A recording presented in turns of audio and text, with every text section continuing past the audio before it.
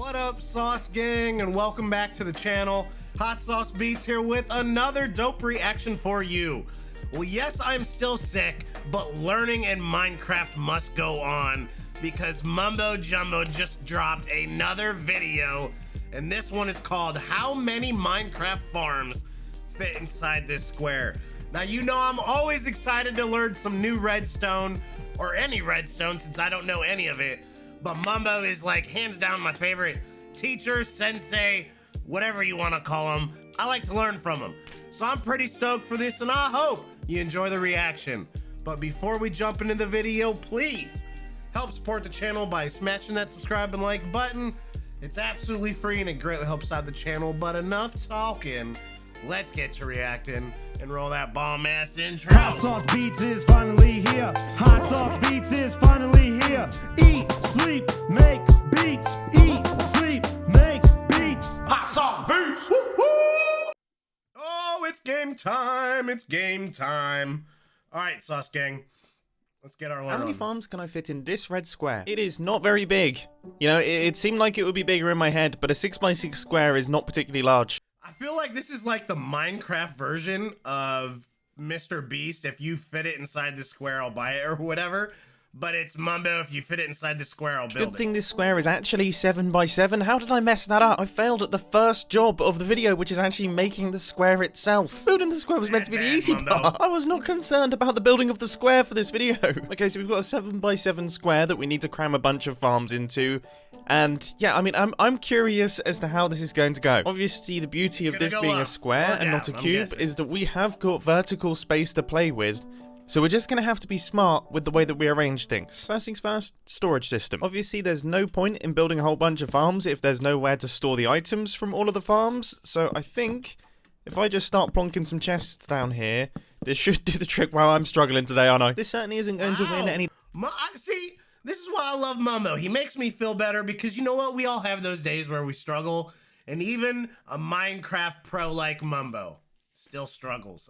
Design awards, but it is functional. So any items that flow into this hopper here will first flow into these chests and then gradually fill up the entire storage system until it's completely filled to the brim. Now, there aren't any fancy automatic sorters in here. This is just a simple storage system where all of the items from all of the farms are going to end up in all of the chests. Melon and pumpkin farm. So I'm going to have to build this one from the ground up. And the first thing that I've got to do is the item collection system, which is going to be done making use of a minecart hopper that is going to be winding its way around this little platform here. And immediately, I have made this video about 80% more annoying.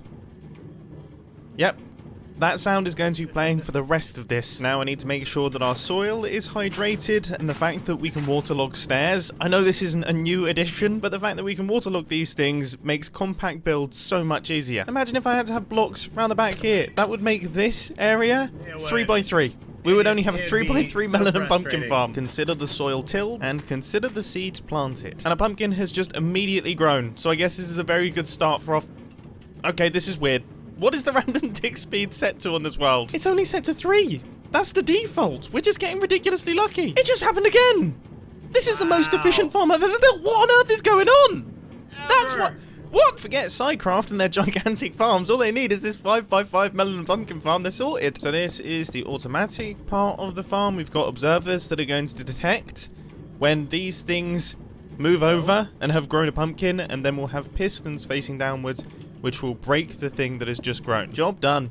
Melon and pumpkin farm all sorted, and it is already producing some melons. Now, villagers. And it makes a lot more sense if the villagers are near the storage system so that they're both accessible, so I've moved our melon and pumpkin farm. And I've immediately gotten a bit carried away and just started building up this thing without doing much talking. So with this little setup I've created here, we've got 6 villager modules per level. We've got 2 levels, which means that we should... So fam, again, like I am a Minecraft noob of the noobiest noobness. I don't know what's going on here. How's that Minecraft cart collecting stuff? I don't know. What are the villagers doing? I don't know. I mean, I know that he's just, you know, making a really small farm. And he's just gonna go vertical with it. I obviously understand that. I mean, that's common sense. He explained that, but yeah, I don't get this. Should be able to have 12 villagers, all with different professions and trades. Now, the only thing that I was worried about is how I was going to travel from the storage system up into this villager area. And then I remembered these things. I can't even remember what they're called, but they're awesome. Now, to make sure that our villagers don't decide to go for other trades, all of them are placed on top of double carpet, which essentially stops their pathfinding algorithm. At least, in theory.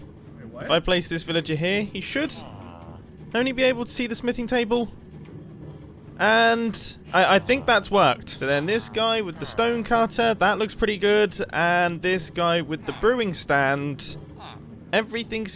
Now, is this just a trading, essentially? Is that all this is? This part of the farm is just for trading, right? It doesn't have to do anything else with the farm. Maybe that's why I was getting Seems to be working properly. So we've got all of our farmers in. Those are going to turn all of the drops from our farms into emeralds. And then importantly, we've got our row of scientists, which are going to give us a bunch of awesome enchanted books. And if the sound of the hopper minecart wasn't enough, we now have the sound of 12 villagers to add to the annoyance of this video. This is looking pretty cool already though, isn't it? Next up, Sugarcane farm. Sugarcane is super important for getting rockets so that we can fly around with elytras, and once again, this is going to involve a hopper minecart, because clearly I hate your eardrums. Once again, waterlogging stairs is one of the best features in Minecraft. I think we can all agree this already looks pretty epic. Now the plan is to have all of the sugarcane in this sort of checkerboard pattern right here, and pretty similar to how we did the melon and pumpkin farm, I'm going to have downwards facing pistons that break everything. Now I do accept that some of the sugarcane is going to fly off the edge of this thing and never be picked up, but I'm thinking that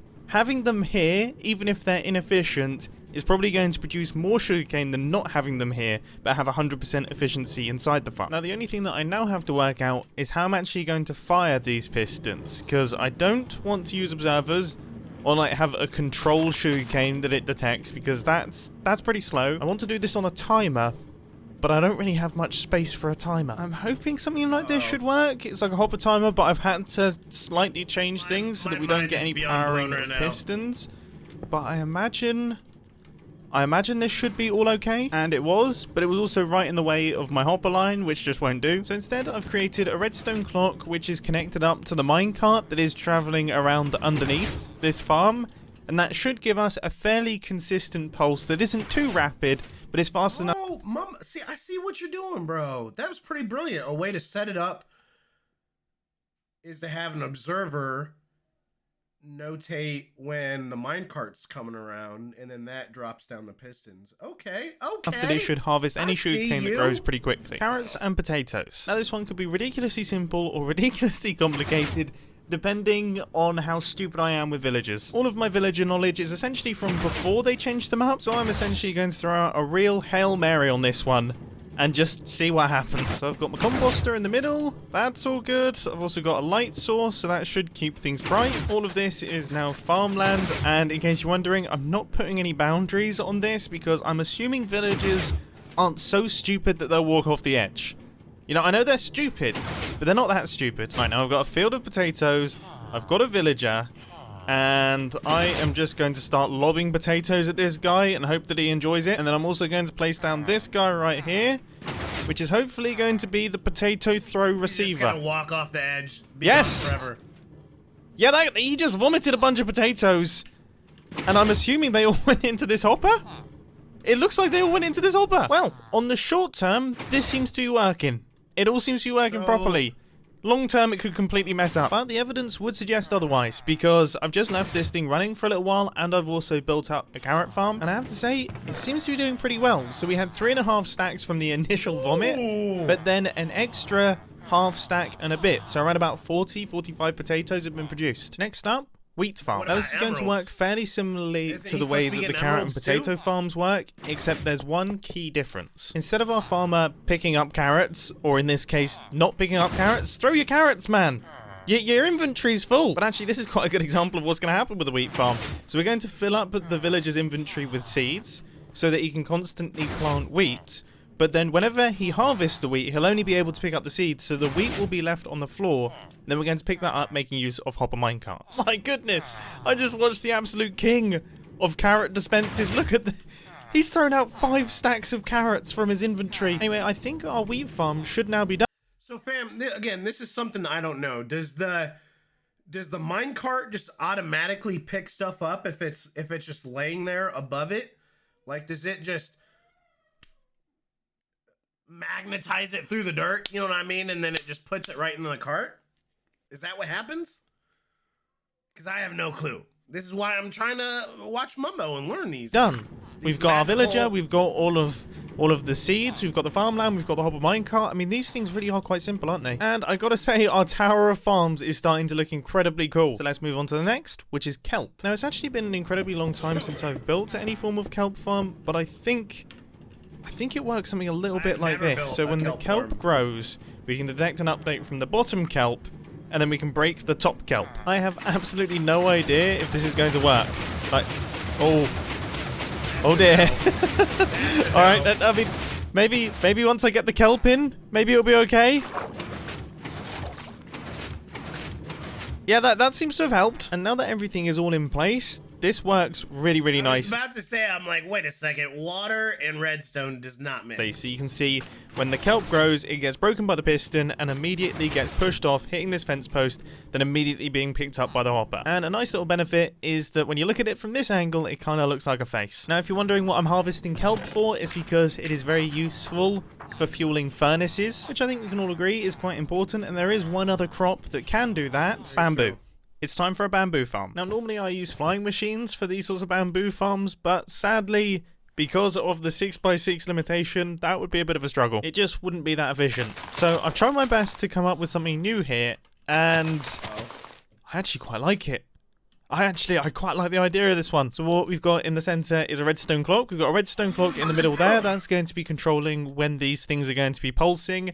And then these are going to be pulsing relatively slowly, so that we can ensure that the blocks actually get pushed across into the hoppers. Because if they go too fast, occasionally these items can kind of just jump around and go outside of the farm and not actually end up in the hoppers, which is exactly what we don't want. And everything so far seems to be working really quite nicely. Like, you can see, bamboo grows, immediately pushed into the hoppers, picked up straight away, cool. No issues there. I love it when I record a clip saying that something is working, then the farm clearly displays it's working. I mean, look at that! Look! There was another one that grew! And then it got picked up immediately. How cool was that? It's like the melon and pumpkin farm all over again. Oh no! Just as I pressed cut, just as I cut it, it actually harvested something. That would have been like the perfect example. Regardless, everything seems to be going pretty well farming-wise. I mean, look at all of this stuff. All of that is being generated by a 7x7 area. I mean, it's a very tall 7x7 area, but it's still a 7x7 area. Next, automatic wall farm. Clearly, the person building this is interested in redstone, and everyone knows that a true redstone engine...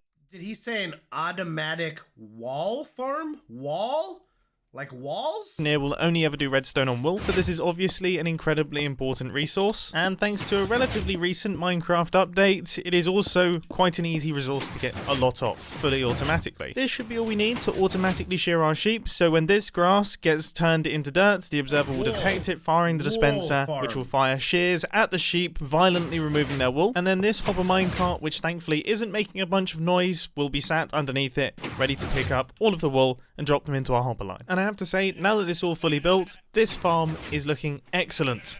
I really, really like the way that it's come together, and I'm very happy with how it perfectly slots into our little build area. Is there anything else I can say about this thing to drag it out so that we might... Yes, we saw it. See, look, there was a sheep.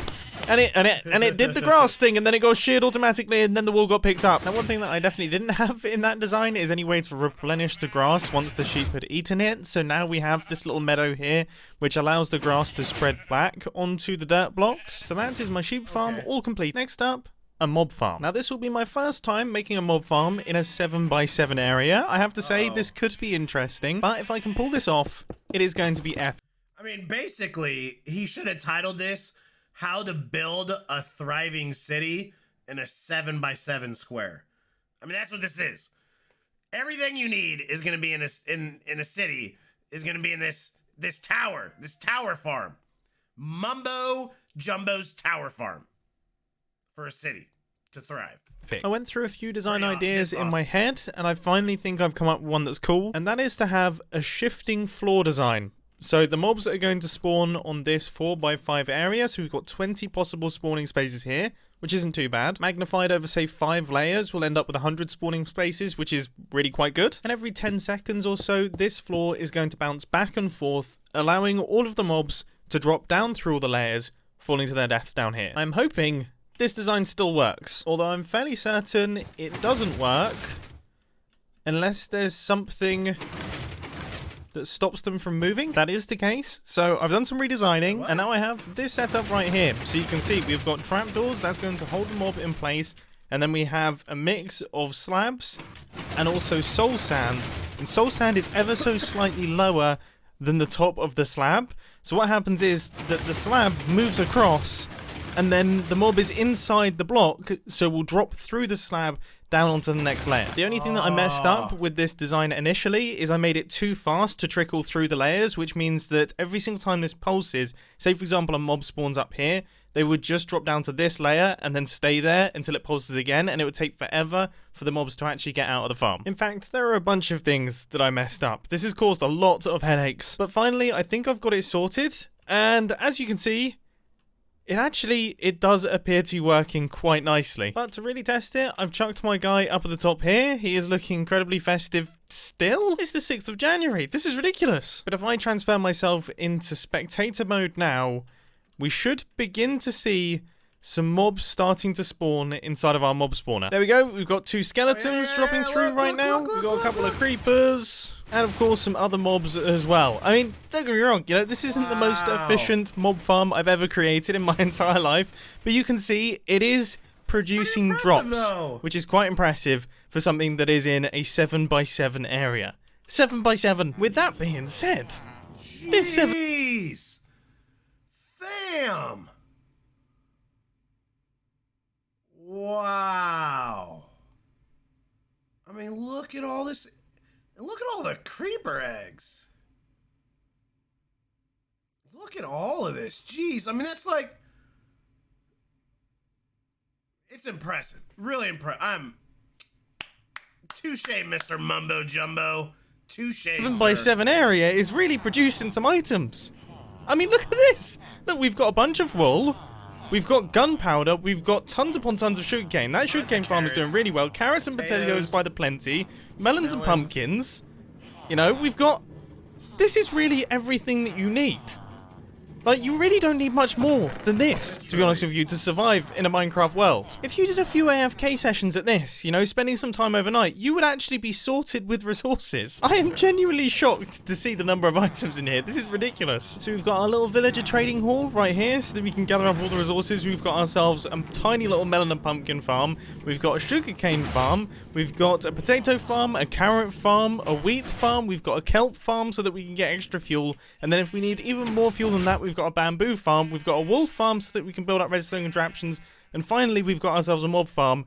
This is seriously good going, and this has been seriously good fun. I've absolutely loved making this redstone video. I really do hope that you enjoyed it, and I'll catch you in the next one. See ya. Peace out, Mumbo Jumbo. All right, let me bring you in, chat. Hey, there we go. That's some smooth vibes here. Well, hey, I am still pretty dang sick. So if I don't sound like my normal cheery self, that is why. I mean, I can literally hear how sick I sound in my ears, but, yeah, Mumbo dropped this. I had to check it out, and I think I'm quickly realizing what we need to do is we need to check out, because I think there's 2 videos that you guys have recommended of Mumbos that I react to. And that is like all redstone components, and then like 20 redstone builds you need to know. Because I'm realizing even learning stuff like this, like I still don't understand the foundational basics of redstone. So that makes some of this stuff harder to understand for me. So I think we're gonna check those out here soon. But this was absolutely amazing. I love this 7x7 square tower up in the sky that gives you everything you ever need. It was pretty amazing, and that's what Mumbo Jumbo does. He inspires you and really makes me want to learn redstone. So I had an absolute blast reacting to this, and I hope you enjoyed the reaction. And if you did, fam, please help support the channel by smashing that subscribe and like button. It's absolutely free and it greatly helps out the channel. Enjoy the rest of your day, And remember, it's eat, sleep, and make beats, and as usual, be kind to one another. And that's all I got. Boom! I'm out. Got my love for the Sauce Gang. Peace out, fam. I love you guys. Happy New Year. Boom.